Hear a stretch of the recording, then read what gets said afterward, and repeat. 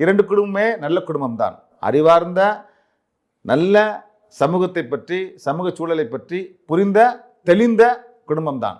ஆனாலும் இந்த படுகொலையை நடத்த வேண்டும். ஒரே காரணம் சாதி. கேடுகட்ட சாதி. கேடுகட்ட சாதி வெறி பிடித்த காரணத்தினால் ஒரு அப்பாவி இளைஞனை, அழகான இளைஞனை, மெத்த படித்த இளைஞனை, அறிவு சார்ந்த இளைஞனை, இந்த சமூகத்துக்கு தேவையான இளைஞனை, அந்த குடும்பத்துக்கு தேவையான இளைஞனை இந்த சாதி வெறியால் இன்றைக்கு படுகொலை செய்யப்பட்டிருக்கிறார். இந்த படுகொலையை நிகழ்த்த வேண்டிய அவசியம் என்ன இருக்கிறது?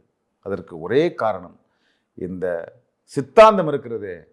மதவெறியும் சாதி வெறியும் இங்கு சாதியாக பிரித்து வைத்து ஆண்ட சாதி பெருமையும் சாதி பெருமையும் அந்த சாதி வெறி பிடித்த போதையும் அந்த ஊட்டிய காரணத்தினால்தான் அந்த சுர்ஜித் என்கிற அந்த மாணவன் இவனை அழைத்து போய், அவன் அழைக்கிறான் என்று நம்பி போய் அவன் கண்ணில் மிளகாய் பொடியை தூவி அவன் படுகொலை செய்திருக்கிறான்.